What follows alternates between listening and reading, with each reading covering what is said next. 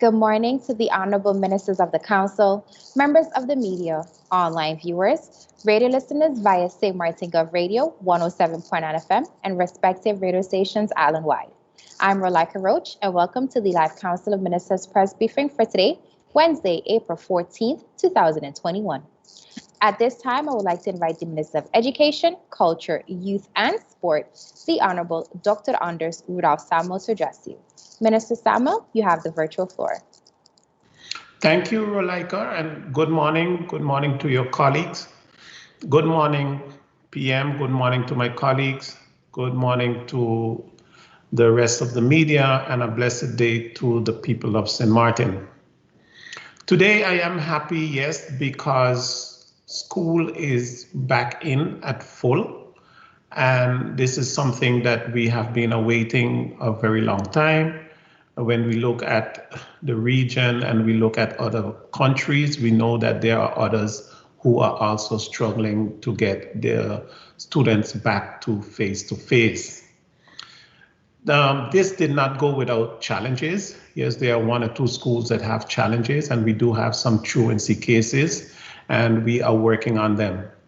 One of the things I did this week was to make a call to my colleague in St. Vincent, the Honorable Mr. Curtis King. He is the Minister of Education in St. Vincent, and I called him in order to see how things are going over there and to let him know that we are also praying for them and that we are concerned about the situation. And he was able to inform me about the present situation. Most naturally, there is no school at the moment, and some of the school buildings are being used as shelters. And one of the challenges that they have at this present moment is water. So we are monitoring what's happening, and I will stay in touch with him. That's it for me this morning, and I will await any questions. Thank you, Minister Samuel, for your opening remarks. At this time, I would like to invite the Prime Minister and Minister of General Affairs, the Honorable Silveira Jacobs, to address you. Prime Minister Jacobs, you have the virtual floor. Thank you so much, Rolika. Good morning to you. Good morning to my colleagues. Good morning to the media. Good morning to the people of St. Martin. It's good to be back. As many would know, I have been away for 2 weeks because of my son's surgery in the US. He's doing much better. I would like to, at this time, I know it's personal, but take the time to say thank you to all those who have extended their well wishes, and we will continue to monitor the progress. As it pertains to government, I would also like to thank my colleagues for carrying the mantle, so to speak, over the past 2 weeks, even though I was able to, listen in here and there with meetings. When you're out, you're out. And the decision making is up to the Council of Ministers and the Deputy. So I'd like to extend my thank yous to them, and especially to the Deputy Prime Minister, Egbert Duran, and also a happy belated birthday. So sorry to have left you in your special time with all that responsibility. But with all that being said, the Council of Ministers meeting yesterday was not completed. So a lot of the updates that we would normally be able to give are not able to be given at this time. We will be continuing with the Council of Ministers meeting tomorrow on Thursday, whereby we'll be able to give a better update after that as to the situation related to any updates where it concerns COVID-19 and the rest. The Minister of Health is also not in the meeting today. As government, we have also continuously, despite all that's been going on, issued our commitment for continuity of leadership where the airport terminal reconstruction project is concerned. I know many have asked several questions, seeing the latest turn of events with airport management. However, government and the airport has committed to the financing agreements and will live up to those, as well as adherence to good corporate governance at PGIAE, which remains a main concern of the St. Martin government. So as such, we will be following up with more meetings. There are meetings to be held in the coming week where the NRPB, the steering committee members,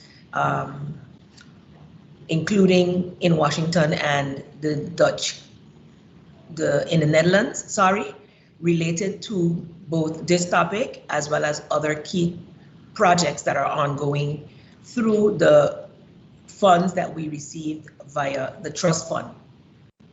So this will be held in the coming week. And so after that meeting also, I'll be able to better update you. But most important to note in this matter is that government of St. Martin remains committed to good corporate governance in all our companies, and we strive to hold our companies accountable for such. Rolika, being that I got back quite in the afternoon yesterday and wasn't able to touch base with much of my ministry, I will leave that there for now. Oh yes, I did have two more topics, sorry. One being that ongoing eruptions in St. Vincent and the Grenadines, and specifically Mount Soufriere and St. Vincent, has the attention of government. We have committed and had discussions with the government of St. Vincent to extend assistance. We did receive a request to assist with the expatriation or removal of U.S. citizens via ship through St. Martin, which we are helping out with. There are entities and organizations on the island that are organizing aid and assistance, and St. Martin still has to finalize in the sense of how this assistance will be given, but we are promoting the bank account numbers that have been provided to us by the St. Vincent government, as well as I've been updated yesterday by Mr. Derby that they are organizing, and St. Martin has provided the festival village as a drop-off point for persons who are going through that entity. So St. Martin continues to collaborate in as much as it can at this time, and with whatever requests that come forth as the needs of that country. As many know, in past explosions or eruptions, St. Martin has had a fallout of ash, for instance, with the Montserrat volcano. And also we were updated from our meteorologists that there is a cloud of dust also coming our way. So I'm asking the people of St. Martin to remain vigilant, those of you with upper respiratory issues and challenges, to make sure that you are careful. Wearing masks already is protecting some of us where that is concerned, but we must also ensure that if you know that you have a high level of intolerance for dust, that you are taking the necessary precautions and continue to monitor our meteorological reports. Also, with the high level of cases in Curacao and within all of the discussions had between the 4 countries in the kingdom, we continue to, as medical, let's say the health ministries, collaborate to assist with Curacao as much as possible. That has been ongoing. I believe the Minister of TEAT, as Involent VSR Minister, updated on that last week. But that also continues, and our prayers and concern is with the people of Curacao and the government of Curacao as they're feeling, dealing with a very difficult situation, one that we as St. Martin must also guard against.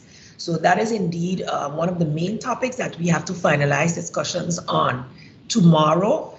And as such, I can tell you that we did get an updated report from CPS. That report has to be dealt with in depth, and then we will be able to have a discussion further with the people of St. Martin.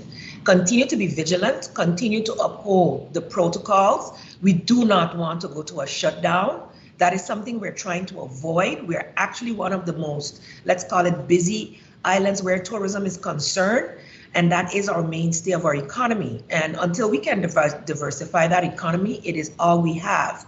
And to diminish our need for aid, we must safeguard that economy. And so your safety, your health as the people of St. Martin is first of all your responsibility. And we have to provide the guidelines and the protocols and the opportunities for you to be able to be safe. And so that's why as government, we stand behind those protocols that were established so that businesses could open and that people are going about their daily routines as much as possible with the new normal.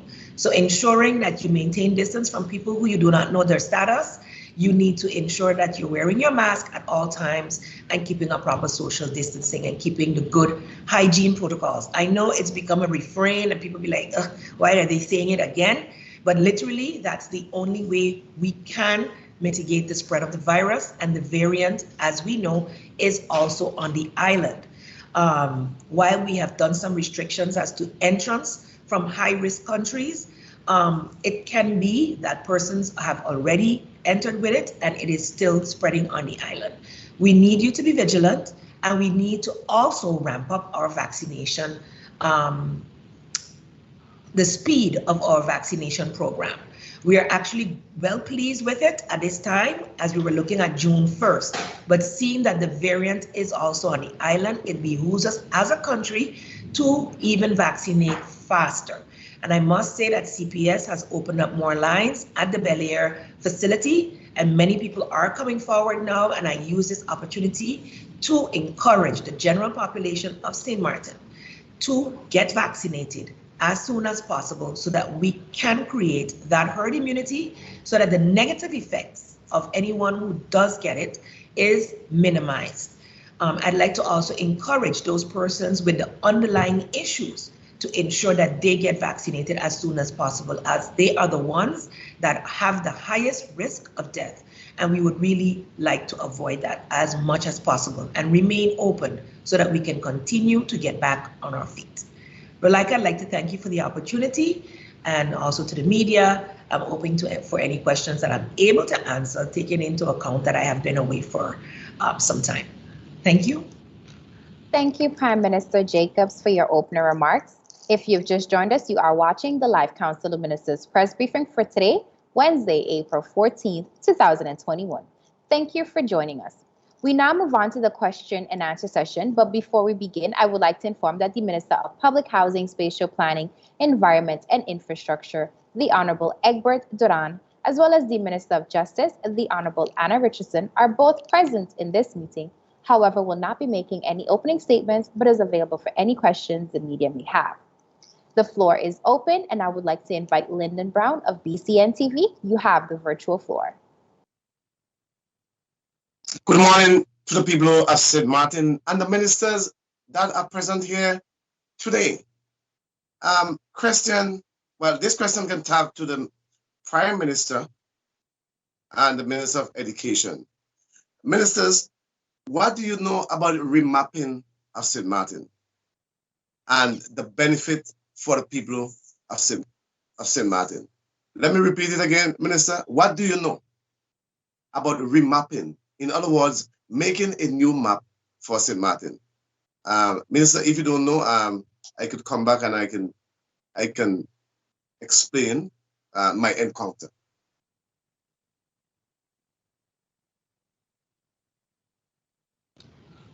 Remapping of St. Martin, thank you for the question, Mr. Brown. It's very, very vague. I would believe that when it comes to our GIS, it is the Ministry of VROMI that deals with the maps and deals with the districts, etc. So I don't know, Minister Duran, if you'd like to take that question. Good morning, Prime Minister. Good morning, members of the media, and a special good morning to the people of St. Martin. Indeed, the question was a bit vague. I don't know if, can you repeat it, Mr. Brown, so I could maybe get a better understanding to explain it? Let me get into the heart of it now, Minister.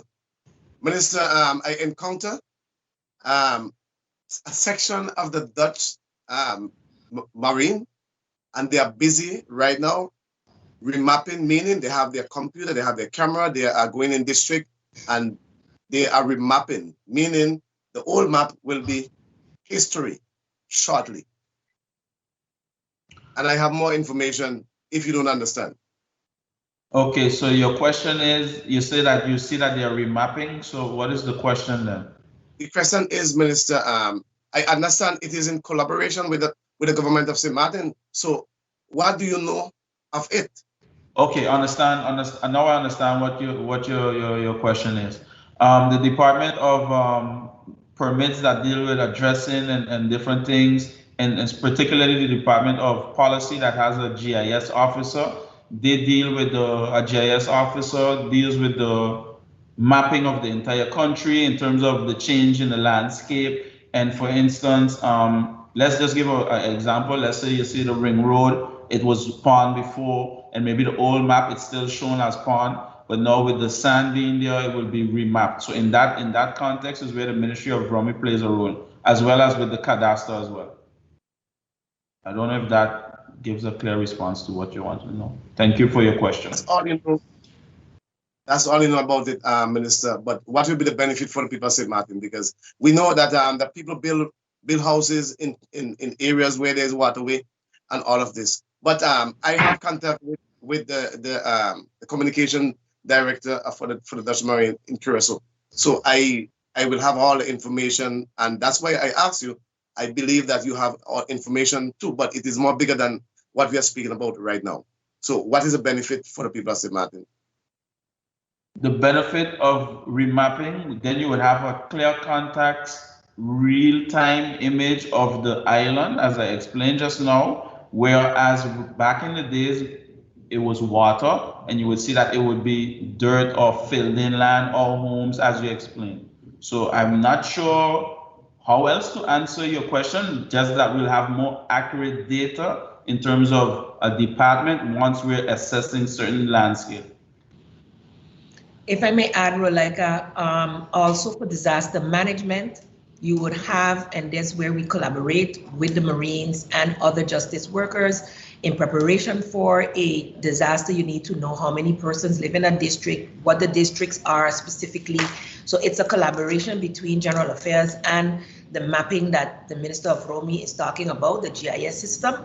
That system is also used by disaster management to plan distribution points, to plan whether you need to, how many persons or what type of shelter or how many shelters, etc. So all the type of planning that you need to go into related to disaster management, rescue. The fire department uses those maps as well. The police department uses those maps as well. So it has a necessity for the entire island to be well aware of all the changes that goes on within the country, knowing what roads, etc. And the department that the minister mentioned under Vromy also talks about the naming of districts and renaming of certain, let's call it neighborhoods as well. So it has a complete, it's for the complete development and knowledge of all the different aspects of the island. Hoping that that answers your question as well. Thank you, Prime Minister, and thank you, Minister Duran, for that response, and Lyndon for the question. I would now like to invite Bibi Hodge-Shaw of SMN News. You have the virtual floor. Good morning, Rolika. Good morning, ministers. Prime Minister Silveria Jacobs, I want to wish you and your son much strength. I've been through that road. It has been 17 years. My son is a survivor, and I know your son will be a survivor. And again, much strength. I want to ask a general question, Prime Minister, and I'm asking that all ministers in this forum that is there to pay attention, because I'm asking each and every one in the forum to give an answer regarding my question that I'm coming with. And I'm going to start with the captain herself, Madam Prime Minister. Madam Prime Minister, can you tell me and tell the people of St. Martin, how satisfied are you with your performance as Prime Minister and with your government, with your cabinet, Silveria Jacobs' full cabinet? How satisfied are you? Bear in mind, Prime Minister, I'm fully aware that your government have been through a lot to secure liquidity as well as the conditions that you were faced with, but finally you got there. However, I need to know how satisfied are you and how satisfied is your coalition partners with the performance of your government. I'm sure you have coalition meetings every other week or every week, and they will tell you exactly what they feel and how they feel, and not to mention how the people feel with their social media posts. And so I'm asking you, Prime Minister, to start off, and all the other ministers to give a dip in on this. Thank you. That's a very interesting question, Bibi. I think most governments have to give account in terms of whether they're 100 years in government or a year in government. And since this Council of Ministers, the Cabinet Jacobs too has been in government for a year, on the 28th of March, we celebrated a year, if you can call it that, but commemorated a year that we have been sitting. What I can say is this: I have, as everyone knows, the youngest Council of Ministers in history in St. Martin. As such, innovation and finding solutions is the key change that I've noted as I've been in various governments prior to this one. Of course, it's the first government besides the interim one that I am actually leading. It's a learning process for me. We have been faced with challenges that have never been faced in any recent government. So I think in that respect, even as a young government, that we are doing the best we can under the circumstances. I think the biggest challenge that I have faced is balancing the international, the global needs of this country with the needs of the Ministry of General Affairs. Because besides being Prime Minister, I'm also the Minister of General Affairs. And the Ministry of General Affairs has to support all the other ministries, carries a lot of responsibilities. And so that is something I would like to focus a bit more on in the coming 3 years. As you know, a lot of the reforms we have agreed are necessary for this island are also falling within General Affairs, and General Affairs is leading in that. So I am, let's say, not 100% satisfied. You come in a pandemic, you come in a disaster. The pandemic came in after, but in March, definitely it was already there. This new government came in under the most dire circumstances. So I'm very, very proud of them, as a matter of fact, and with the communication that we have with our coalition partners. As you know, and as the people of St. Martin know, there has been a lot of undue pressure on St. Martin. St. Martin stood up from the very beginning against the heavy-handed behavior of our Dutch partners, and we continue to still face it on a daily basis. In fact, I can agree with many of the statements made in Parliament on the various occasions I was there, whether from coalition or opposition members, as to when will it stop? If you agree to this now, Prime Minister, what will you have to agree to next week? That is the reality of what we're facing. And it has never become even more public than now, because of the fact that St. Martin has stood up, because of the fact that St. Martin from July last year said this is unacceptable. All three countries said this, Aruba, Curacao, and St. Martin. But based on our financial needs, each one of us had to at some point give in to some extent. We did our best to maintain our integrity, maintain the laws that we have, and that's why we agreed to follow the trajectory of the Coho. And we see where today, because members of Parliament issued a petition, it is being used against us. You can't be of two minds. And the Parliament is being asked to clarify statements made related to the Coho in their petition vis-a-vis their support for this government to follow the trajectory. And so I'll take this time, Bibi, to talk about what that trajectory means, because the trajectory of the Coho is what is basically where we are now. I have a team of persons, again, a mixture of experience and young, but led by a young lady within my cabinet that is working with the different governments in Curacao, Aruba, to look at what has the Council of State of the Kingdom said about this law. And guess what? It says exactly what we said. So in this trajectory, there is an opportunity to come to the table now to come to a real consensus, removing the heavy-handedness that has been identified. And if the Netherlands wants to show themselves as not being discriminating, as not being heavy-handed, this is their opportunity to do that. And so if we achieve that, Bibi, I will then say we are well on our way to making the necessary changes to have true equity in this kingdom. Because equality, I'm not sure we'll ever have, but equity at least, where every country gets what they deserve and is being treated fairly.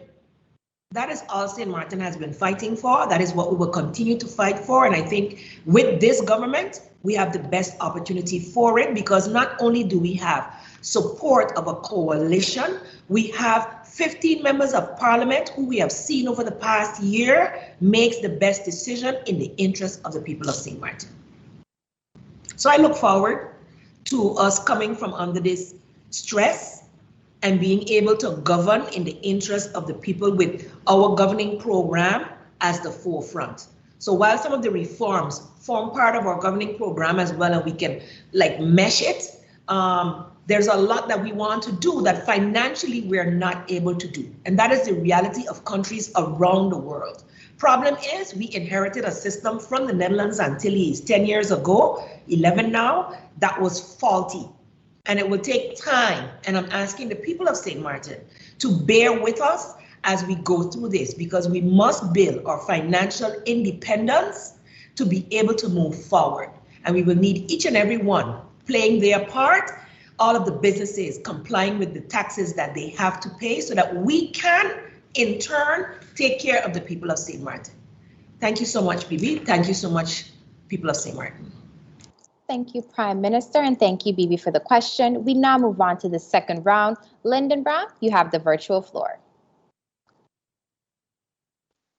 Question Relaika, to sorry, Relaika. Yes, Romy. I asked Lyndon, I asked all ministers to make a comment, and I realized the Minister of Romy is there, and there are other ministers. The Prime Minister is the captain, yes, but I'd like to hear from all ministers on this matter. Thanks. Yes. Question to Minister of Romy.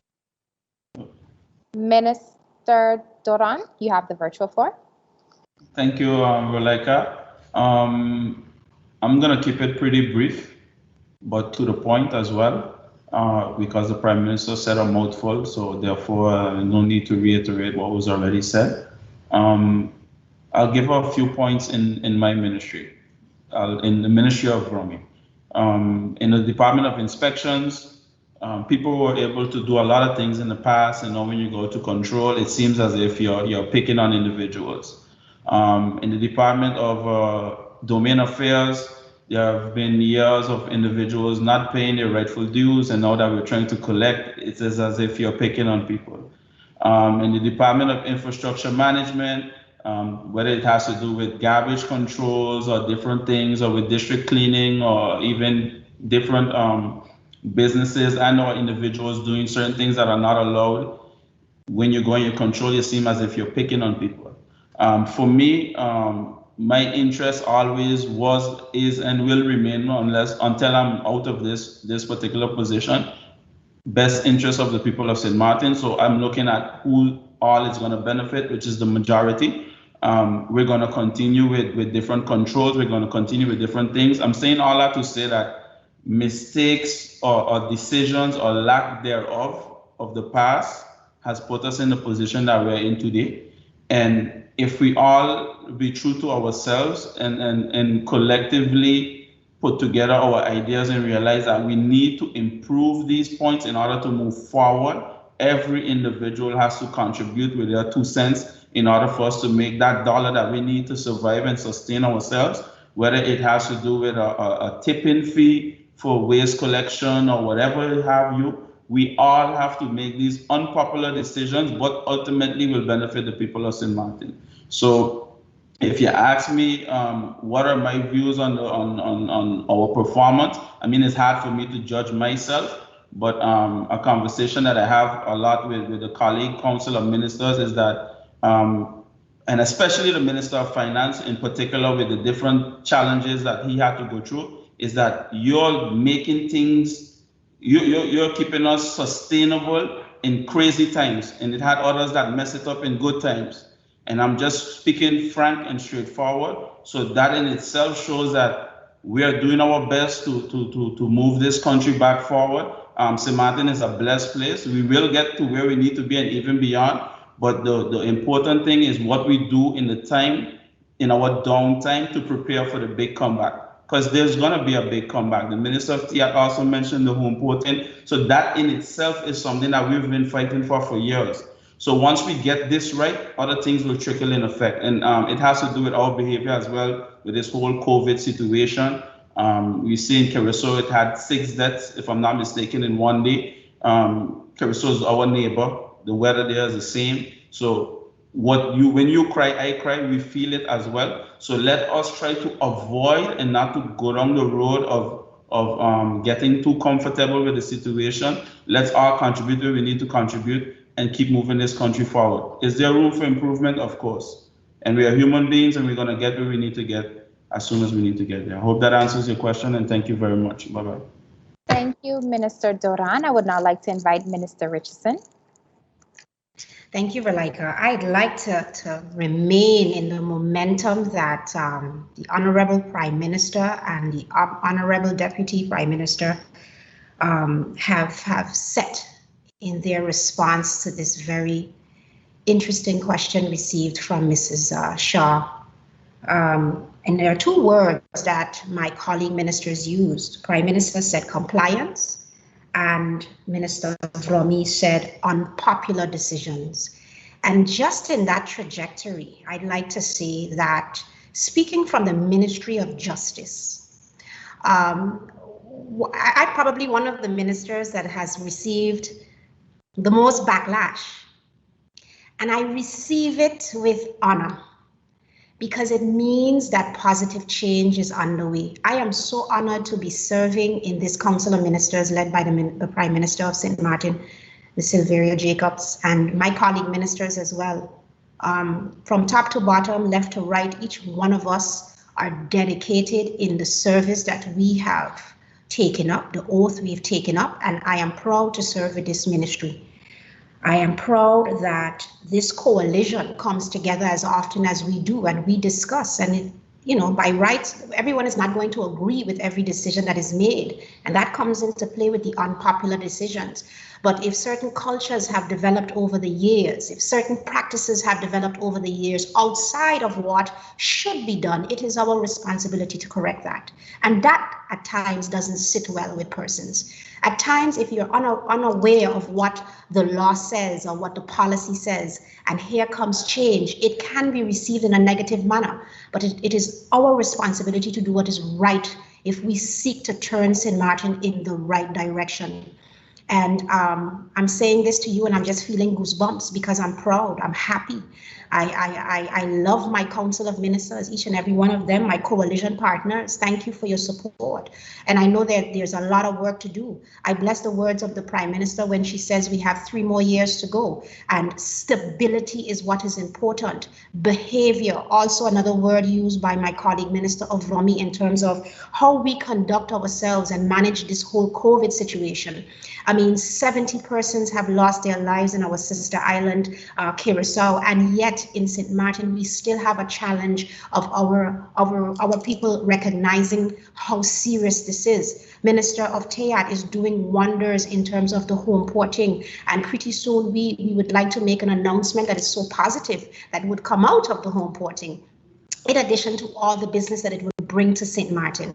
So I, for one, am very, very proud of our work, and I continue to use the word proud because that, yes, is how I feel. There are challenges, and not everything we do will be agreed by everyone because you can't please everyone, and that is just a fact and a reality.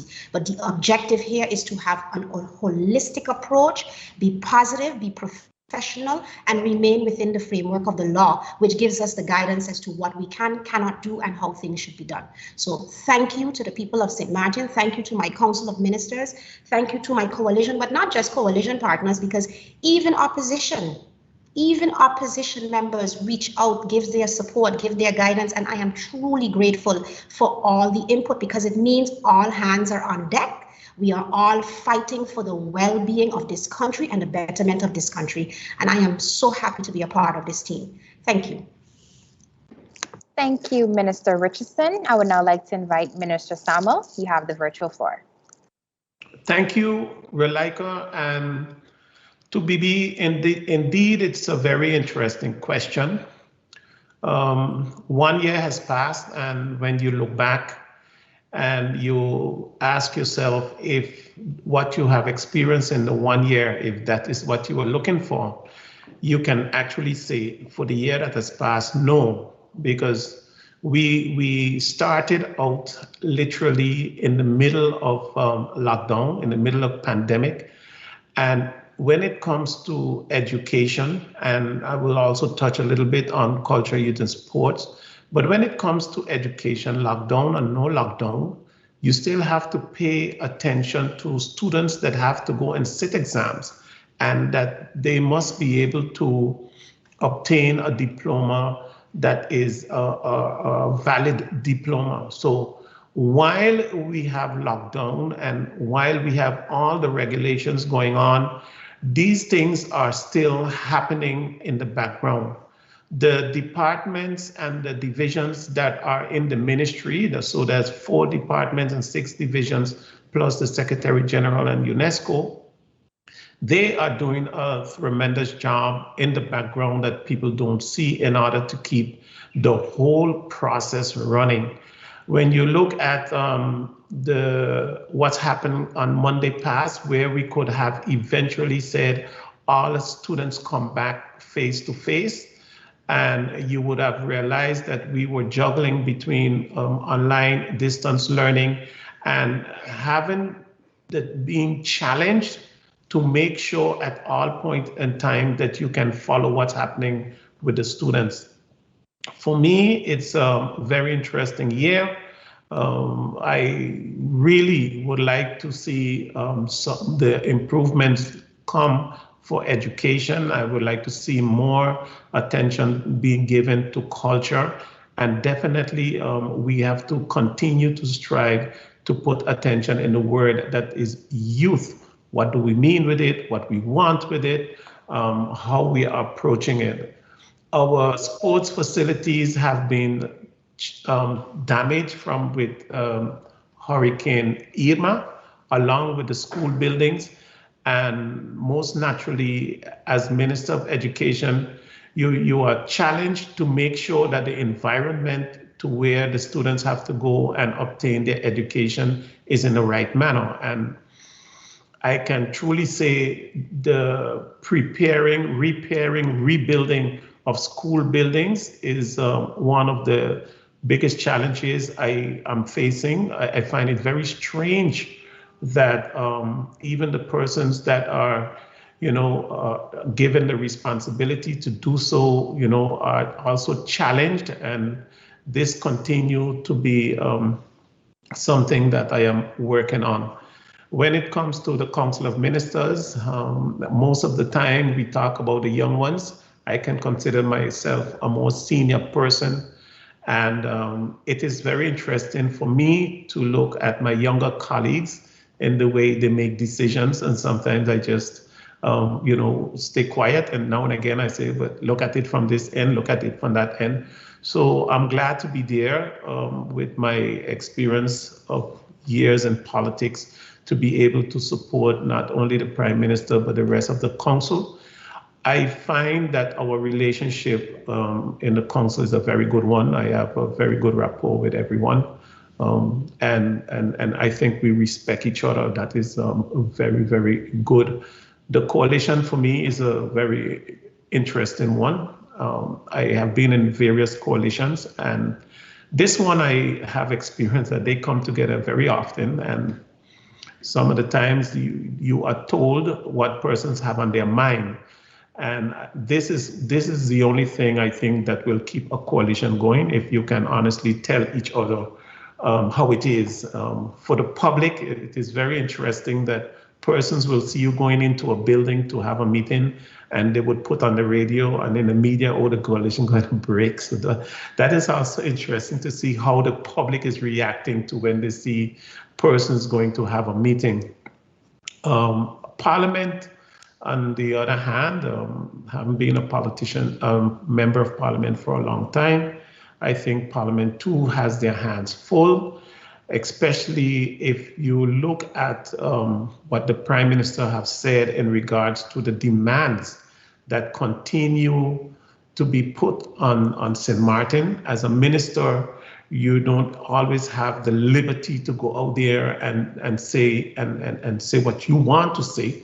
But I do ask the question, what else do they want from St. Martin? It seems like whenever something goes wrong, the first thing is said, okay, we're gonna stop the money again. And then you fix that part of it, and then something else goes wrong again, and we're gonna stop the money again. And so the question is, what else do you want from St. Martin? What other measures do you want? What other statements you want corrected?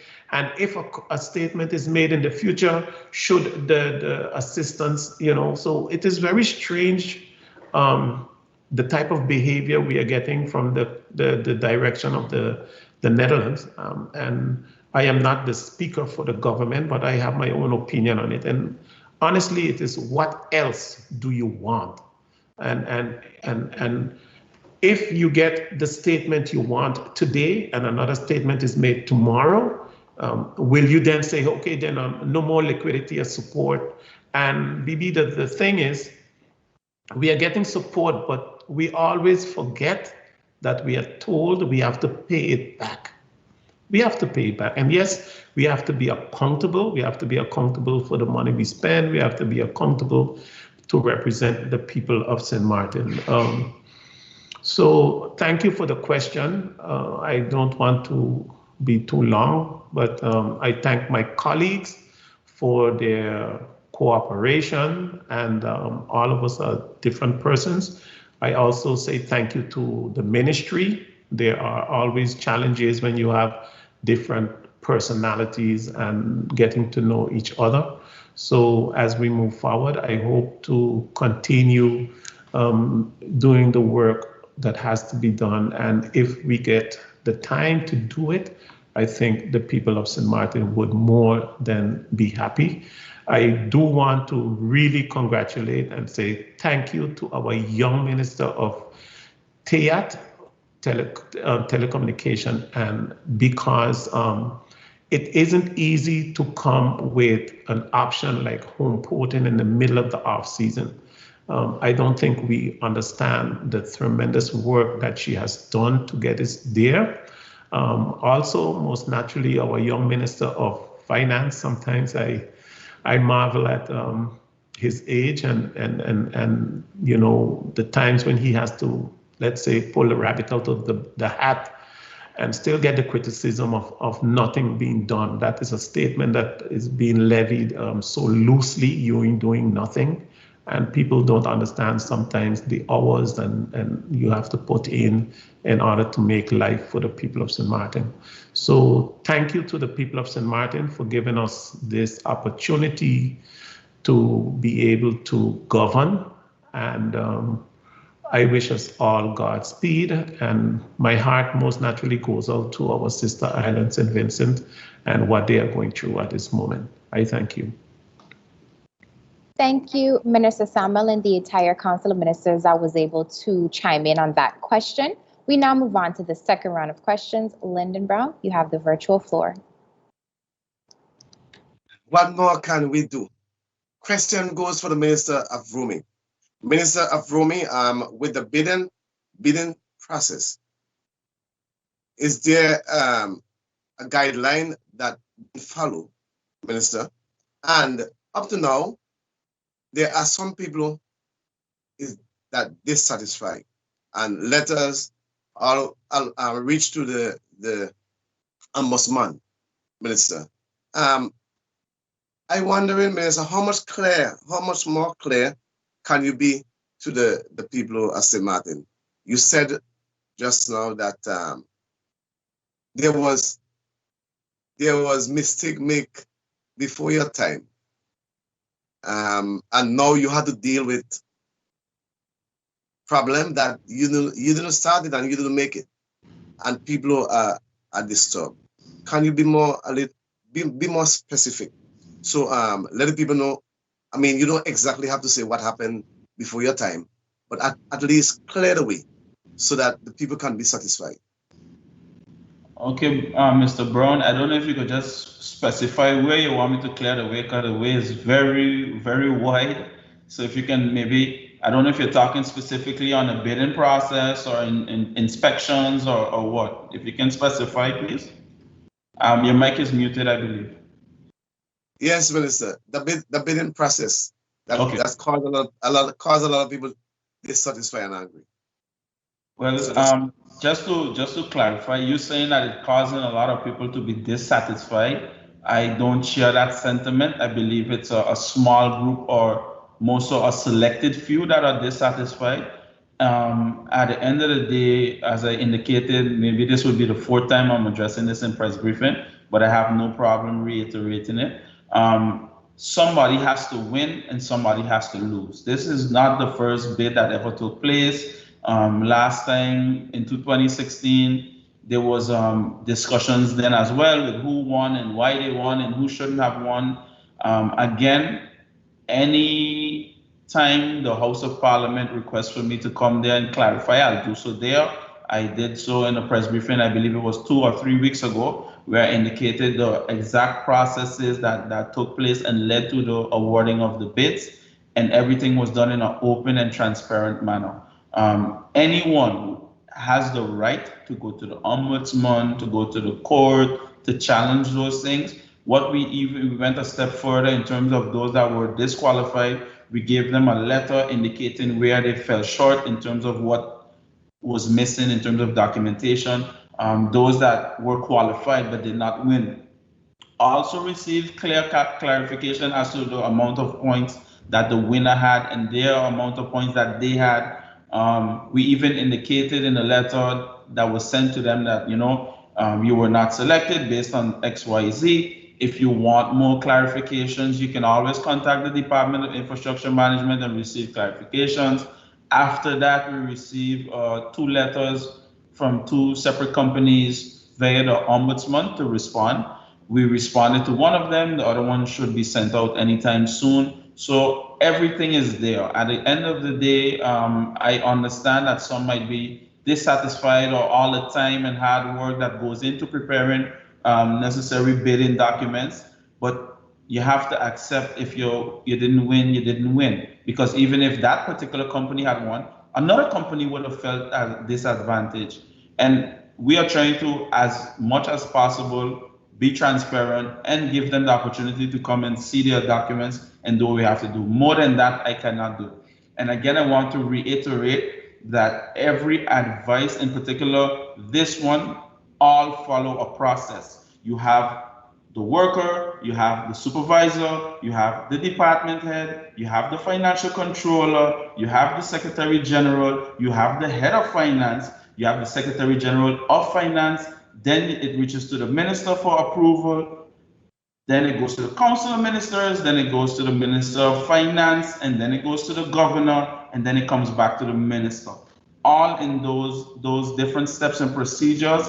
There's legal advisors involved. Before I sign something, my legal advisor advises me, the Minister of Finance as well. The Secretariat of the Council of Ministers has a legal advisor that vets all the different documents.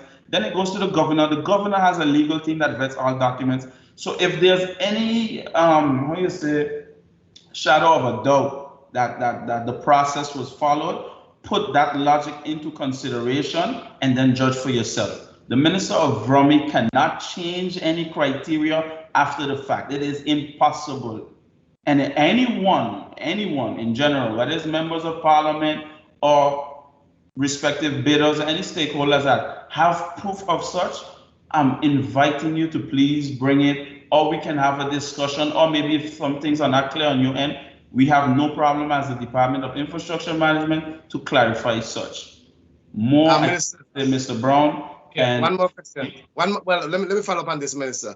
If you had followed the trail, the old trade or the old train, there would be no uproar in the community of St. Martin. I mean, I don't want you to waste time to go back who was wrong and who did it wrong, because there was people before you. So I don't really want to delve in that. But just to clarify, I never say that anyone did it wrong before or did it right before. What I can clarify is that as you move forward in life, as you learn, you get different experiences and you try to improve. If I submit for a building permit 7 years ago with a zinc roof, after experiencing Hurricane Irma, I'm going to adjust my building permit if I didn't start the bill as yet to put a concrete roof because we know what we went through. So therefore, I'm not here to say what was wrong or what was right before, but there's always room for improvement. We did improve on a lot of those points, and learning from this experience and maybe the experience that we're going to experience in the next 5 years, we will have to improve again. That's called moving forward and learning from whatever the situation is at that point in time. I hope that clarifies your question, and I hope that clarifies the question for those that feel disadvantaged in a certain sense. Thank you, Minister Duran, and thank you, Lyndon, for the question. I would now like to invite Bibi Haj Shah. You have the floor. Thank you, Relaika, and thank you, ministers, for the in-depth response to the first part of the question.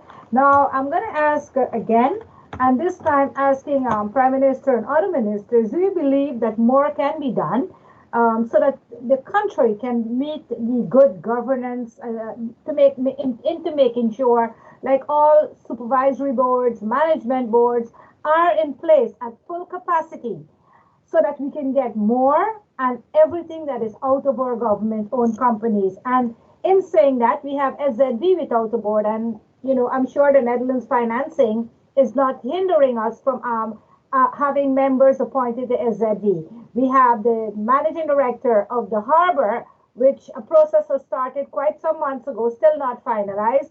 I believe the same thing at NVG, EBE, and now we have the airport. Do you believe that more can be done so that we can fully comply with the good governance, and so that at least the Netherlands can take a little bit of its eyes from us? Yes, they're demanding a lot, but do we need to put and make sure everything is done? So when they point fingers, they have to make sure one finger is pointing back at them. Yes, thank you for that question. And you would think, based on the types of questions and based on the statements coming from the Netherlands, that St. Martin has horrible governance. Quite to the contrary, we have governance rules in place for quite some time. Also, I don't know, it was way before my time when the first set of protocols were put in place as to appointing members. Way back in the past, politicians come in, they appoint people to boards, they go to work. Their friends and family, name it. Now, right now in place, with nothing new being done, you cannot appoint people who's your friends and family. You cannot put the persons do not report to you. That was a recent development lately in the Council of Ministers, where it's no longer that it's a government rep that is responsible. It is the Council of Ministers. In fact, it was always the Council of Ministers responsible, but the policy was being executed as if Minister of Rumi is GB, Minister of Tiat is the port and the harbor, the port and the airport and the harbor, and so on and so forth. But it is actually, even back then, that the decision making was with the Council of Ministers. Because now we move to that, following to the letter of the law, it takes longer for certain things to be done to ensure that all the checks and the balances have been made. You have to go through a corporate governance council. There was not a corporate governance council in the past. So St. Martin has the entities already. What we need to do is ensure that all the entities are properly manned. You might say, oh, you're there a whole year already. But the process of vetting some different government-owned companies require a screening process, not a simple screening, but a deep screening that can take several weeks to months. And it depends on the way the person responds. Every screening, as a matter of fact, depends on the way people respond. And if you don't respond, then you have a back and forth over giving the necessary information. And for those type of positions, you not only get screened you, but your whole family. Your whole family. So it is a longer process. We have to double check, ensure. So we are seeing now that as a COM, we need even more support to ensure that the level of governance in each company, because they are different here and there, is being followed the way that company statutes provide. So you need to get legal advice from this one, legal advice from that one, and you can't give them a document or a dossier they stick and tell them give it back to you tomorrow. So the realities of these things are becoming evident to all of us, not only in governance, but in general in governing. Checks and balances have been put in place to avoid governments, former commissioners in the past taking ad hoc decisions that would put the company in debt. Those governance procedures are being upheld, Bibi. It is a false thought It is a false assumption that that is not the case. And that's why I'm sick and tired, I'm sorry to say it like that, hope that don't go viral now, that we would have to constantly be saying government will uphold good corporate governance. We cannot appoint anyone just like that. We cannot fire anyone just like that. You have to have your due diligence done, and we are doing that. We as government don't have a say on the operations of our companies. We have to allow the people we put in charge to do that. So what we're doing as a COM, we did do, we are working on a protocol as part of the reforms where governance is concerned to ensure that people who are going get trained in proper corporate governance. That's new. That's something that will be coming, but it is being worked out, and they are also part of the process. So I would like to just totally cut that story short, that corporate governance is not something that is happening on St. Martin, and we will do what we have within our different roles to ensure that it happens. That's all I have to say on the matter. Thank you, Prime Minister Jacobs, and thank you, Bibi, for the question. Unfortunately, this does bring us to the end of the question and answer session as we are strapped for time.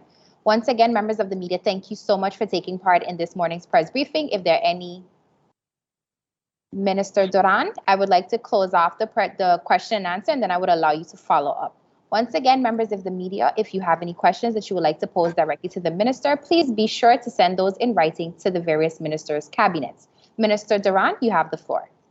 Thank you, Rolika, for the opportunity. I had it written down, but I forgot to mention, I would like to extend my condolences to the family of the late Maurice Gomes, especially his wife and his kids. And I wish them much strength in these difficult times. Thank you very much. Thank you, Minister Duran. Honorable ministers of the council, members of the media, radio listeners, and online viewers, this brings us to the end of the live Council of Ministers press briefing for today, Wednesday, April 14, 2021. For rebroadcast, tune in to St. Martin Cable TV Channel 115, St. Martin Gov Radio 107.9 FM for radio playback, the official Facebook page of the Government of St. Martin, and the YouTube channel Government of St. Martin. For video on demand, be sure to log in to the official government's website at stmartingov.org. On behalf of the Department of Communication and the Government of St. Martin, I'm Rolika Roach, and wishing you a pleasant day further.